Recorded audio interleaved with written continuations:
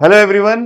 Gate 2027 के लिए अगर आप देखेंगे तो मई मंथ से 9 महीने का समय बचा हुआ है। तो इस 9 मंथ की प्लानिंग किस तरीके से की जाए ताकि आप टॉपर्स की उन स्ट्रेटेजी को अभी से फॉलो करना स्टार्ट कर दें और लेट ना हो जाए कहीं की टॉपर स्ट्रेटेजी आपको बाद में पता चला और अभी आप प्रिपरेशन रेंडमली किसी भी डायरेक्शन में कर रहे हैं। तो एक पर्टिकुलर डायरेक्शन में प्रिपरेशन आपका स्टार्ट करने के लिए ये वीडियो बहुत ही इंपॉर्टेंट रोल प्ले करेगा आपके प्रिपरेशन में। So we are going to see कि अगर आप गेट 2027 का प्रिपरेशन कर रहे हैं तो 9th मंथ की subject wise master plan we are going to see the cycle of 3 revisions, what is the important thing behind this, PY को कितना बार करना चाहिए, कैसे करना चाहिए, वो सारी बातें हम लोग यहाँ पे करेंगे। और फाइनल पॉलिश टिप्स जो है मैं आपको बताऊंगा at the end of this video. So shall we start this video? Before starting the video, so we can see something that is very important for those who are preparing for GATE 2027 और वो है कि start your GATE preparation lowest price ever।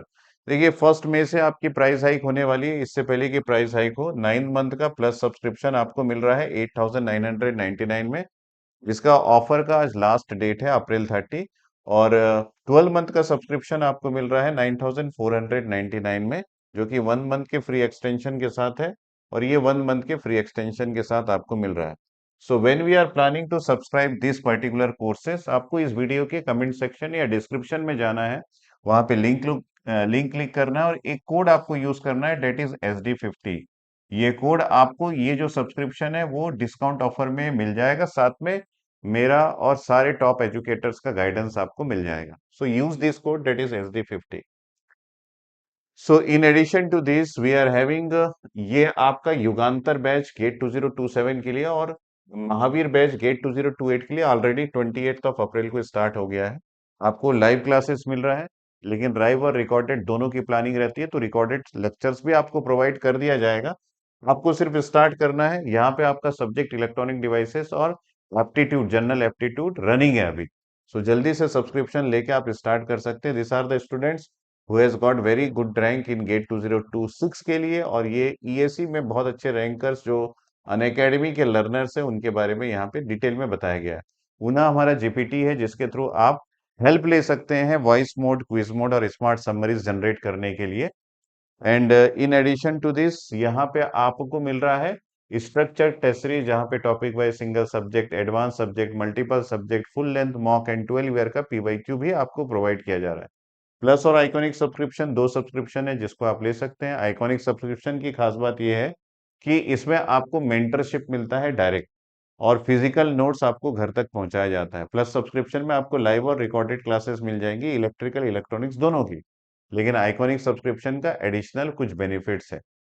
ठीक है, तो इन सब को जानने के बाद we are just going to the हमारा सेशन जिसमें हम प्लान कर रहे थे सारा कुछ। सो यहाँ पे देखिए we are having a planning for this one. सबसे पहले फेस 1 में आपको क्या करना है, इस पूरे वीडियो को, इस पूरे लेक्चर को मैंने 3 फेसेस में डिवाइड किया है कि किस तरीके से आपको 1 बाय 1 प्रिपरेशन करना है मंथ वाइज।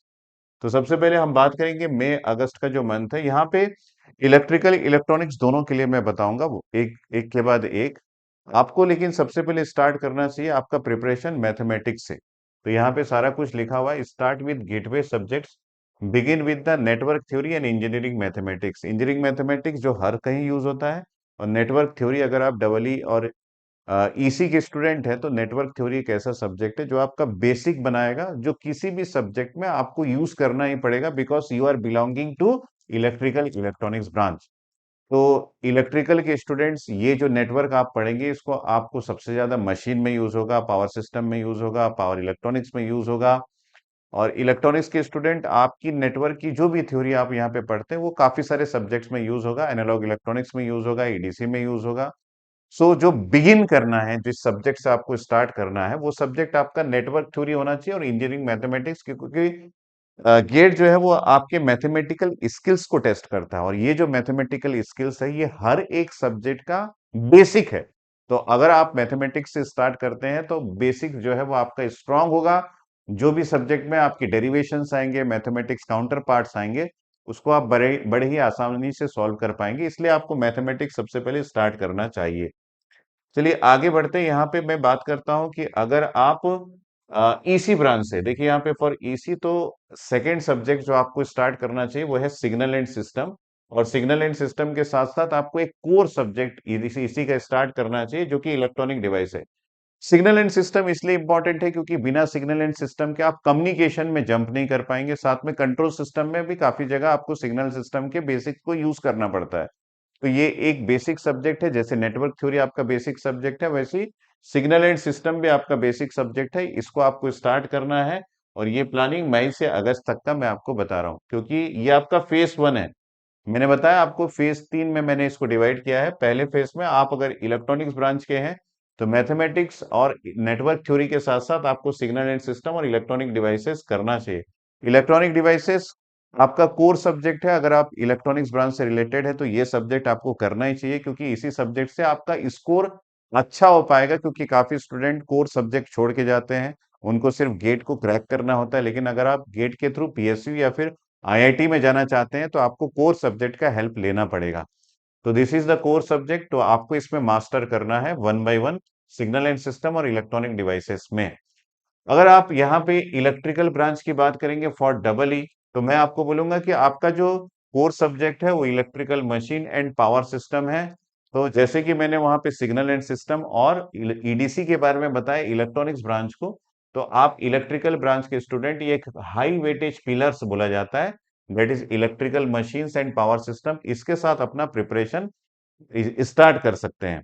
तो आपको भी नेटवर्क थ्योरी मैथमेटिक्स करने के बाद इलेक्ट्रिकल मशीन और पावर सिस्टम से अपना प्रिपरेशन स्टार्ट करना चाहिए। The two subject daily routine, आपको हमेशा ना एक रूटीन पे काम करना है। ऐसा नहीं कि कोई भी रेंडमली कुछ भी उठा लिया और पढ़ ली है। आपको डेली एक टू डू लिस्ट बनाना चाहिए और अपना एक रूटीन सेट करना चाहिए कि भैया इतने बजे से इतने बजे तक मैं पढ़ाई करूंगा ही। और कौन से सब्जेक्ट्स पढ़ूंगा इसकी प्लानिंग आपकी पहले से होनी चाहिए कि कितने दिन में वो सब्जेक्ट खत्म होगा, उसके बाद उसकी पीवाईक्यू कब करनी है, उसका टेस्ट कब देना है। एक कंप्लीट प्लानिंग आपके पास होनी चाहिए। मैं आज आपको सब्जेक्ट की प्लानिंग बता रहा हूँ, धीरे धीरे हम आगे बढ़ेंगे और जहां पे अभी आपको जरूरत पड़ेगा सारी चीजें मैं आपको बताऊंगा। Balance your day by pairing a heavy technical subjects, example जैसे मशीन और ईडीसी, ये इलेक्ट्रिकल के लिए और इलेक्ट्रॉनिक्स के साथ। आपको एक लाइट सब्जेक्ट विथ वन, जैसे कि एप्टीट्यूड और मैथमेटिक्स जैसे। This prevents mental fatigue. मस कई बार हमारे मस्तिष्क जो है वो थक जाते हैं, तो ये मेंटल फटीग से बचने के लिए आपको एक कोर सब्जेक्ट जो कि हमेशा बहुत ही कंसेप्चुअल होता है, बहुत ही डीप होता है, उसके साथ साथ मैथमेटिक्स और एप्टीट्यूड जैसे सब्जेक्ट का एक सहारा लेना चाहिए, जिससे आपका माइंड मोनोटोनस ना हो और एक हल्का सब्जेक्ट आपके साथ हमेशा रहे। तो यहाँ पे शॉर्ट नोट्स क्रिएशन पे बड़ा आपको ध्यान देना है, क्योंकि शॉर्ट नोट्स क्रिएशन ये आपको हेल्प करता है कि आप जब एग्जाम के प्रिपरेशन करते करते एग्जाम के टाइम में पहुंचेंगे तो आप एक लॉन्ग नोटबुक से कभी भी आप रिवीजन करना हैवी लगेगा आपको, तो उस समय आपका ये शॉर्ट नोट्स आपको हेल्प करता है। तो यहाँ पे simultaneous short notes creation, never finish A chapter considering without condensing into the 2 to 3 pages का एक फॉर्मूला, एक स्टैंडर्ड रिजल्ट। और ट्रैप कंडीशंस कहाँ पे आता है ये आपको पता होना चाहिए। ट्रैप कंडीशन मतलब जहां पे फंसने की संभावना है एग्जाम के ड्यूरेशन में, एग्जाम के हॉल में, वो ट्रैप कंडीशन आपको अगर पहले से डिफाइंड हो, पहले से आपके पता हो, तो डेफिनेटली वो आप कहीं ना कहीं नोट करके रखोगे, तो एग्जाम टाइम में उसको रिवीजन करके जाने से एग्जाम में जब भी वो कंडीशन आता है तो आपको उसका एस्केप पता रहता है। जैसे अभिमन्यु को ये नहीं पता था कि उस क्षेत्र को पार करके कैसे जाना है, वो चक्रव्यूह में फंस गया था। लेकिन अगर उसको पता होता तो डेफिनेटली ही कैन क्रैक। तो उसी प्रकार आपको ये होना चाहिए कि हर एक पर्टिकुलर टॉपिक में ट्रैप कंडीशन कहाँ पे आता है। तो वो ट्रैप कंडीशन आपको हम आपके नोटबुक में हमेशा रहना चाहिए। कौन से नोटबुक में? शॉर्ट नोटबुक में। फॉर्मूला रहना चाहिए, स्टैंडर्ड रिजल्ट रहना चाहिए, साथ में trap condition will make a important role. अब आते हैं हम लोग फेज टू में, क्योंकि आपने मई जून जुलाई अगस्त का जो फेज वन है उसको पार कर लिया है। 9 सितंबर से नवंबर के बीच में हम लोग बात करते हैं। तो ये जो है ये टैकल रैंक डिसाइडर, यहाँ से आपका रैंक डिसाइडर सब्जेक्ट जो है वो आपको स्टार्ट करना है। जैसे कि फॉर एग्जांपल अभी आप mathematics, aptitude, network, signal and system और मशीन और ईडीसी कर रहे थे। अब आपको आना चाहिए कि कंट्रोल सिस्टम, जो कि एक बहुत ही बोलना चाहिए कि स्कोरिंग सब्जेक्ट है। दो सब्जेक्ट्स में हमेशा स्कोरिंग मानता हूँ, एक कंट्रोल सिस्टम और डिजिटल सर्किट्स। उसके साथ साथ एनालॉग इलेक्ट्रॉनिक्स जो है, क्योंकि आपने ईडीसी पढ़ लिया है, क्योंकि आपने नेटवर्क पढ़ लिया है, तो अब आपको एनालॉग इलेक्ट्रॉनिक्स में जंप करना चाहिए, क्योंकि एनालॉग इलेक्ट्रॉनिक्स ईडीसी और मशीन पढ़ने के बाद ये थोड़ा-सा आपको कंफर्टेबल लगेगा। यहाँ पे कुछ भी हेवी आपको नहीं लगेगा। तो you can jump for analog electronics.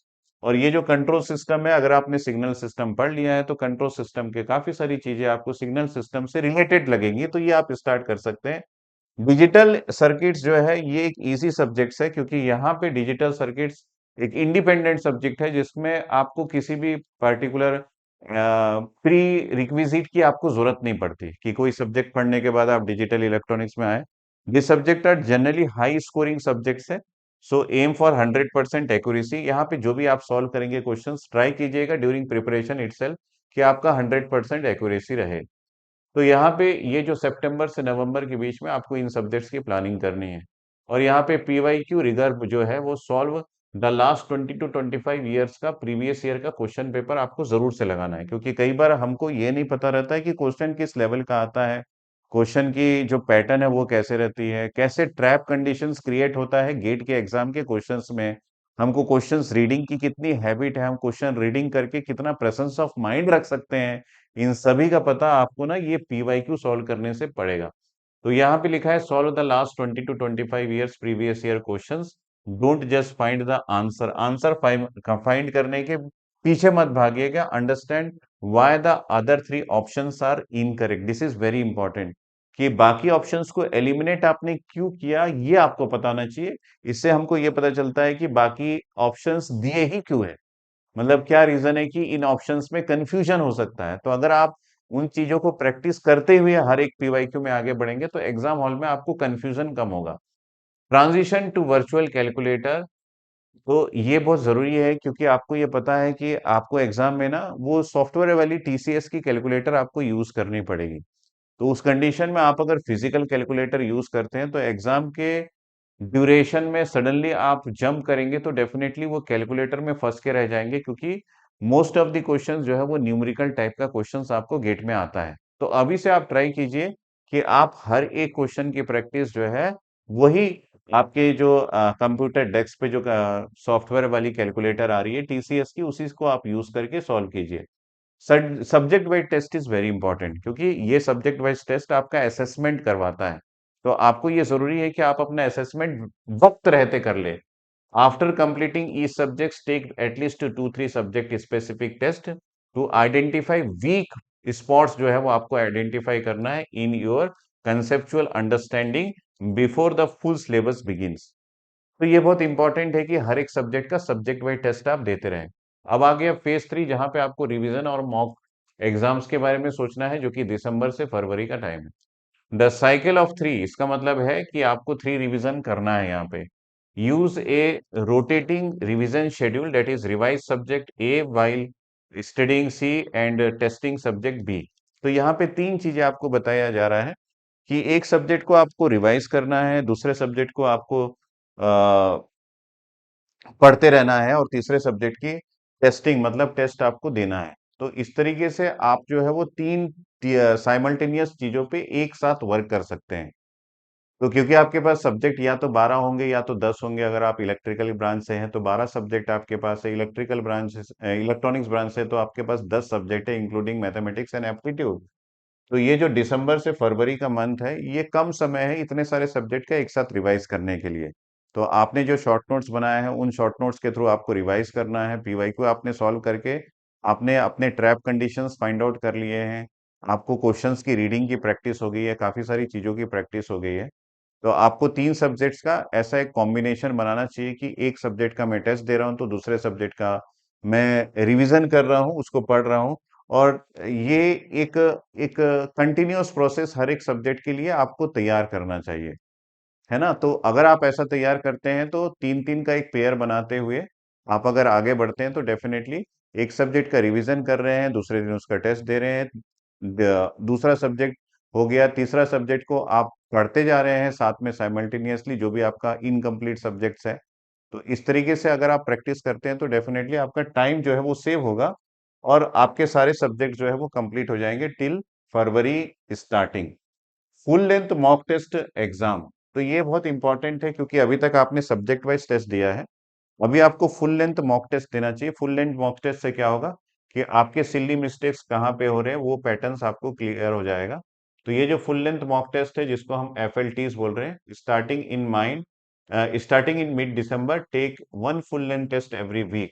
तो एक टेस्ट जो है वो एवरी वीक आपको देना ही है। वीक में एक टेस्ट इसलिए देना है क्योंकि आपके सब्जेक्ट ज्यादा है, और फुल लेंथ मॉक टेस्ट उस समय तक नहीं दीजिएगा जब तक आप हर एक सब्जेक्ट का रिवीजन करके नहीं उतरते। तो 2 दिन तक रिवीजन कीजिए, तीसरे दिन टेस्ट दीजिए, और अगले 2 दिन आपको उस जो टेस्ट दिया गया है उसका एनालिसिस करना है। एनालिसिस करके analyse your performance of for silly mistakes, patterns आपको फाइंड आउट करना है। तो सिली मिस्टेक कैसे हो सकते हैं, जैसे कि आपने यूनिट कन्वर्जन में ध्यान नहीं दिया। इस बार काफी सारी यूनिट कन्वर्जन के क्वेश्चंस आए थे गेट 2026 के एग्जाम में। एरर्स और reading not correct as correct. तो यहाँ पे कई बार क्या होता है कि हम एग्जाम में जब बैठते हैं तो कई बार करेक्ट आंसर पूछा जाता है या फिर नॉट करेक्ट आंसर पूछा जाता है, तो नॉट को हमेशा कैपिटल लेटर में वो लोग हाईलाइट करते हैं। तो आपको एक रीडिंग हैबिट पहले से जनरेट करना चाहिए, और ये जो रीडिंग हैबिट है ये आपके मॉक टेस्ट से आपके अंदर आ जाएगा। तो ये मॉक टेस्ट जो है वो एक रिहर्सल है फाइनल एग्जाम्स के पहले, ताकि आप इस रिहर्सल को इतना अच्छे से करो कि एग्जाम में इस तरीके की गलती ना हो जो आपने इस रिहर्सल के ड्यूरेशन में गलतियां की हैं। तो इस रिहर्सल में आपको कभी भी मार्क्स नहीं देखना है, मार्क्स को ध्यान मत देना। हमेशा ध्यान देना कि आप कितना सीख रहे हैं, कितना समझ रहे हैं, कितना अच्छे से एनालिसिस कर रहे हैं, अपने मिस्टेक्स को कितने अच्छे से आइडेंटिफाई कर रहे हैं, और किस तरीके से डे बाय डे आप सीखते हुए आगे बढ़ रहे हैं। तो ये बहुत ही इंपॉर्टेंट है। और यहाँ पे 11th जो है वो focus on numerical answer type questions में आपको बहुत ज्यादा फोकस करना है, क्योंकि न्यूमेरिकल आंसर टाइप के क्वेश्चंस कुछ ऐसे क्वेश्चंस होते हैं जिसमें आपको ऑप्शंस नहीं दिए होते हैं और आपको एक्यूरेट आंसर निकालना रहता है। तो इसकी प्रैक्टिस आप जितना अच्छे से करेंगे उतना अच्छा आप एग्जाम में परफॉर्म कर पाएंगे, क्योंकि ये न्यूमेरिकल आंसर टाइप के क्वेश्चंस का लगभग 40% आपके पेपर को कंज्यूम करता है। मतलब 40% के जो क्वेश्चंस होते हैं वो आपके न्यूमेरिकल आंसर टाइप के क्वेश्चंस होते हैं। तो ये एक अच्छा खासा रैंक डिसीजन भी न्यूमेरिकल आंसर टाइप से होता है। तो ये यहाँ पे कैलकुलेटर का यूज होता है, वर्चुअल कैलकुलेटर जो आप यूज करने वाले हैं। तो हर एक क्वेश्चंस का डेफिनेटली आपको एनालिसिस करते हुए बढ़ना चाहिए। Numerical answer type questions have no negative marking but no options to guide you. Practice this heavily to build confidence in your final calculated values. ठीक है, तो इसको बहुत ज्यादा रिगरस आपको करना है। यहाँ पे टाइम सेट करते हुए आपको आगे बढ़ना है। ठीक है, तो इसके बाद हम लोग बात करेंगे 12 जो है वो final polish. In the last 30 days stop learning new topics. तो लास्ट के जो दिन है उसमें आपको न्यू टॉपिक्स को बिल्कुल भी टच नहीं करना है। वहां पे आपको सिर्फ और सिर्फ प्रैक्टिस करना है। आप मॉक टेस्ट दीजिए, रिवीजन कीजिए, और जो भी आपने शॉर्ट नोट्स बनाए उसको बार बार रिवाइज कीजिए। जो मिस्टेक नोटबुक आपने बनाया उसको बार बार रिवीजन कीजिए। तो इस तरीके से आपको मेंटल स्टेट को ऐसा बिल्ड करना है लास्ट 30 डेज में कि आपका कॉन्फिडेंस जो है वो एग्जाम हॉल के पहले बिल्कुल इतना शानदार रहे कि आप एग्जाम में घुसते समय ये आपके मन में रहे कि मैं ही टॉपर हूँ आज के एग्जाम का। तो वो कॉन्फिडेंस बिल्ड जो है वो आपको करना है डे बाय डे। मई के मंथ से आपको स्टार्ट करना है, और जनवरी के मंथ तक आपको अपने कॉन्फिडेंस के साथ सारा कुछ एंड करना है। So what subject do you plan to pick up first tomorrow. तो कल जो है वो 1 मई है। आप मुझे कमेंट में ये बताना कि कल से आप कौन सा सब्जेक्ट जो है वो स्टार्ट करने वाले हैं। So all the best from my side those who are start preparing for GATE 2027 from first day of May. Bye, thanks, take care.